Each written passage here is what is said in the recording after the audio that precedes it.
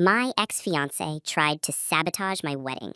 I was standing at the altar, my heart racing, my fiancé's hand trembling in mine, when the doors at the back of the church slammed open so hard the sound echoed like thunder. And there he was, my ex-fiancé, the man I thought I'd left behind years ago. The man I had blocked, ignored, and done everything in my power to erase from my life.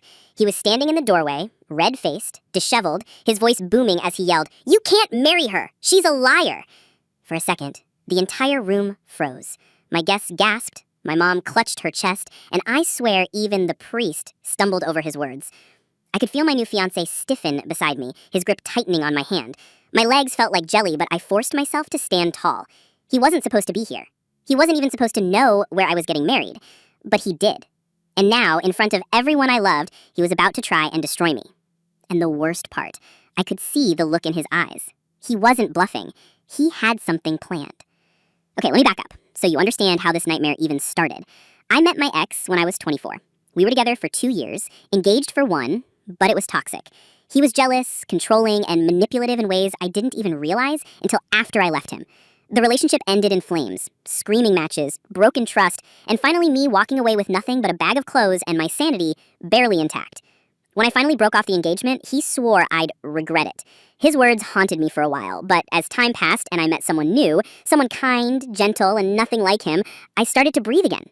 My new fiancé, let's call him James, was everything my ex wasn't. Patient, loving, supportive. He made me feel safe. For the first time in years, I felt like I had a future worth fighting for. So, when James proposed, I said yes without hesitation. The planning was stressful, like all weddings are, but exciting. Venues, flowers, seating charts, it was the kind of chaos I welcomed. The only dark shadow lingering over me was the thought of my ex. I hadn't heard from him in almost 2 years, but I couldn't shake the fear he might pop up somehow. I didn't even tell most people where we were getting married, just to be safe. Only family, close friends, and the bridal party knew. So when the doors of the church slammed open on my wedding day, my blood ran cold. How did he find me? At first, I thought maybe it was a coincidence. Maybe he just found out the date. But then I noticed something strange leading up to the wedding. A week before, one of the vendors called me and said, "Hi, I just want to confirm the last-minute changes you requested." Confused, I told her I hadn't made any changes. But she insisted that someone using my name had called and tried to switch the cake order to a completely different flavor. I brushed it off as a mistake, maybe a miscommunication. But then it happened again. The florist emailed me asking if I was sure I wanted to cancel the bouquet order. Cancel? I never canceled anything.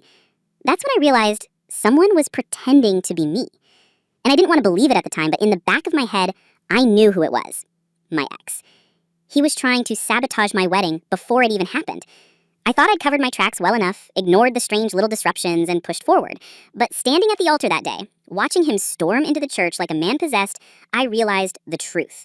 This wasn't a series of small pranks or petty interruptions. This was war. And my ex wasn't leaving until he tried to ruin everything. The priest's voice wavered, the guests began whispering, and James's hand squeezed mine like he was asking silently, "What do you want me to do?" And that's when my ex took a step closer, pulled something from his jacket pocket, and shouted out, "Do they even know what you did?" The room erupted into chaos. The silence in the church broke like glass after his words hit the air. Do they even know what you did? It was like someone had thrown a grenade in the middle of my wedding. Gasps, whispers, and a few audible, "What is he talking about?" rippled through the rows of guests. I could see the look on James's face, half shock, half confusion, and worst of all, a flicker of doubt. My stomach dropped. I wanted to scream, to tell everyone to ignore him, to drag him out myself if I had to. But I froze, because I didn't know what he was holding in his hand. It looked like papers, crumpled, folded, but papers nonetheless. He waved them around like they were evidence. James leaned towards me and whispered, "Do you know what this is?"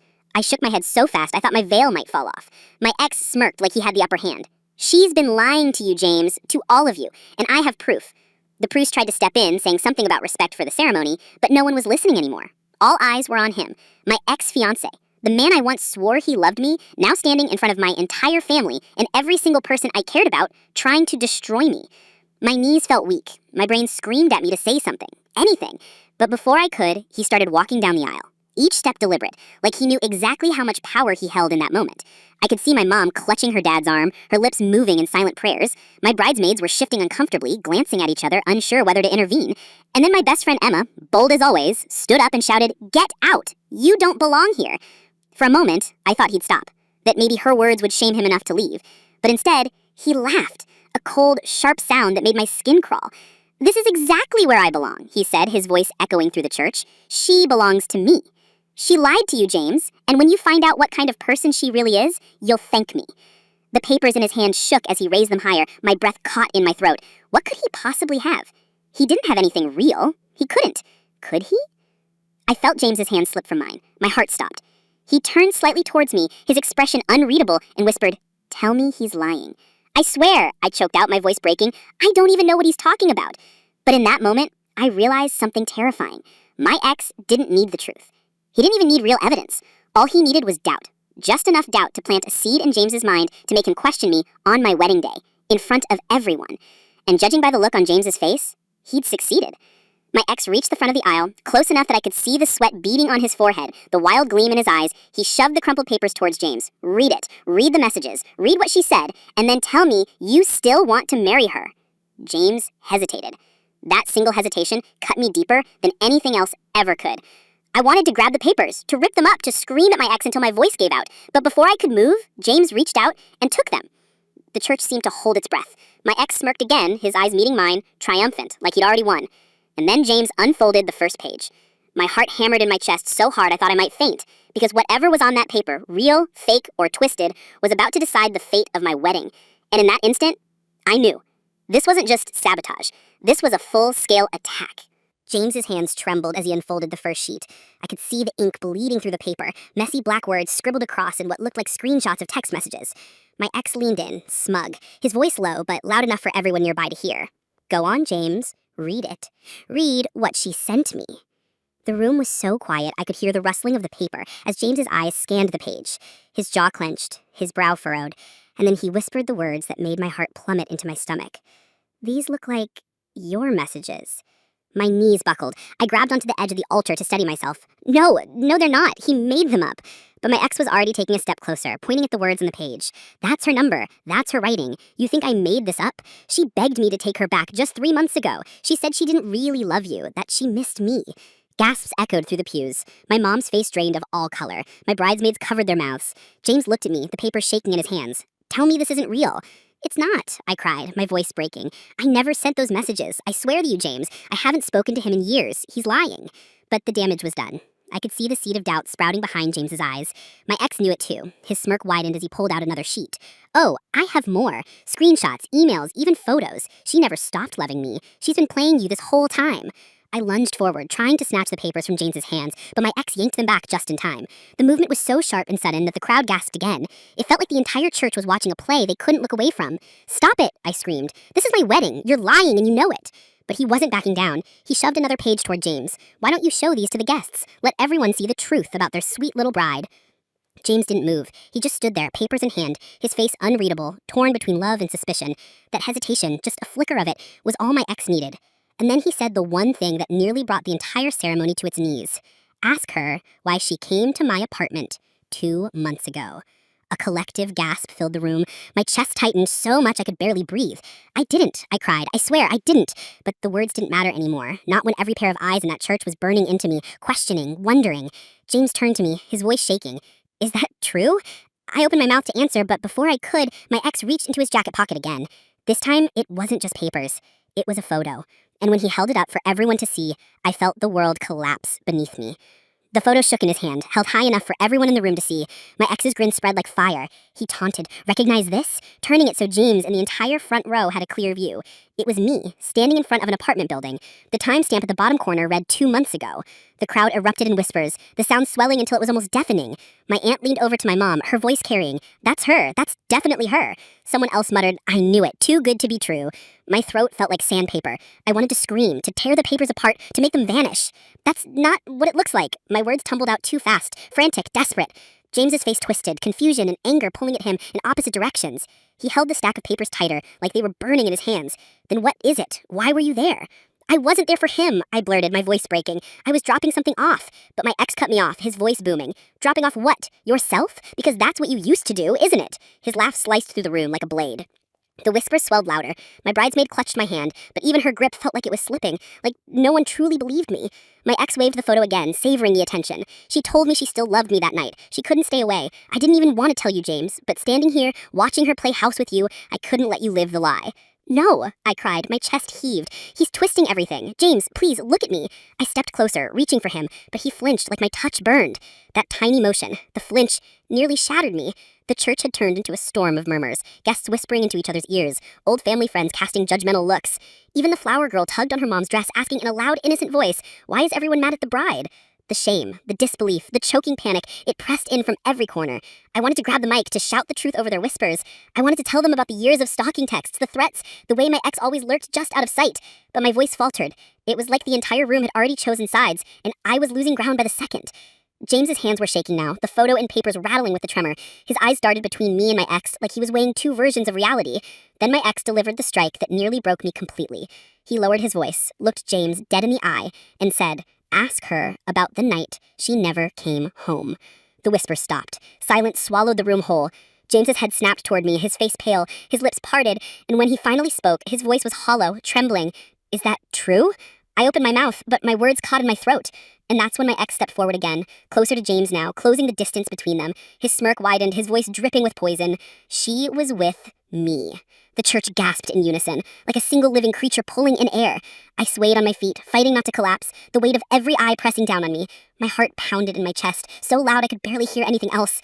James's grip tightened on the papers until they crumpled, his face twisted in pain, betrayal, and rage all at once. He looked at me like I was a stranger, and for the first time that day, I thought I might actually lose him. The room felt like it was tilting, like I was standing on a ship about to capsize. The whispers clawed at my ears, but all I could focus on was James. His face, hard, unreadable, torn apart. He looked like he was trying to solve a puzzle, but every piece in his hand was jagged and wrong. And then he asked, voice low, dangerous, "Is it true? Were you with him?" I shook my head so fast my veil slipped sideways. "No, James, no, I wasn't, I swear to you." But my ex didn't give me a second to breathe. He slid the photo closer to James, voice dripping with mock sympathy. "She'll keep lying. She's good at it. But deep down, you already know, don't you? That's why you flinched when she reached for you, because part of you knows she's been lying." "Shut up!" My voice cracked, echoing against the walls. "You're making this up because you can't stand that I moved on." For the first time, my ex's smirk faltered, just for a flicker. But then it came back, crueler than before. He turned to the crowd, to my family, to James's parents sitting stiff and horrified in the front row. "Do you people even know who she really is? Because I do. I've seen her at her worst, and I'm telling you right now, she's not who you think she is." My mother stood then, trembling but fierce. "That's enough," she snapped. "Get out." But he ignored her. He was locked on James like a predator. "You think you're marrying some perfect little angel? Let me tell you what she was doing the night she disappeared." "That's a lie," I screamed, but my words drowned beneath his. "She was with me, in my bed, begging me not to let her go." Gasps. More whispers. Someone in the back muttered, "God, how humiliating." My stomach churned. James's hands dropped to his sides, the papers crumpling onto the floor. His face was pale, twisted in pain. "Stop." His voice shook, but my ex didn't stop. "Why don't you tell him about the messages, about the way you—" James snapped. He lunged forward and grabbed my ex by the collar, shoving him back against the pew. The crowd erupted. People stood, some screaming, some rushing forward to pull them apart. The priest shouted for order, his voice useless against the chaos. "James," I cried, but he didn't look at me. His face was red with fury. "You come in here and ruin her wedding? You stand here and call her a liar? You think I don't know the difference between your sick obsession and the truth?" His fist trembled, cocked back like he might punch him. But my ex only laughed, a cruel, unhinged laugh that sent chills through the entire room. "You'll never be free of me." Something in me snapped. I don't even remember deciding to do it. My hand shot out and slapped the photo from his grip. It fluttered to the floor, the crowd gasping as it landed face up for everyone to see. And then, with my other hand, I shoved him, harder than I thought I could. He stumbled backwards, crashing into the front row of pews. The sound of wood splintering filled the church. The silence that followed was thicker than any whisper.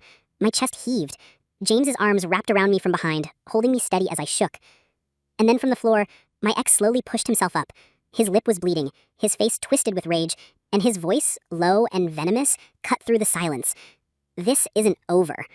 The ushers rushed forward, finally grabbing him, dragging him toward the doors as he thrashed and shouted, his threats echoing even as the heavy church doors slammed shut behind him. I stood frozen, my entire body trembling, my heart beating so violently I thought it might tear itself apart. The guests stared at me, half in pity, half in suspicion. My wedding lay in ruins around me, shattered like glass. And James? James was still holding me, but his grip wasn't steady anymore. His eyes searched mine, filled with hurt and doubt. The silence stretched on, unbearable. And then he whispered the words that made my knees nearly give out. "Tell me, once and for all, did you ever go back to him?" Every eye in the church turned toward me, and I knew in that moment, everything, my marriage, my love, my future, rested on what I said next. Weeks later, the dust had started to settle. At least that's what everyone thought.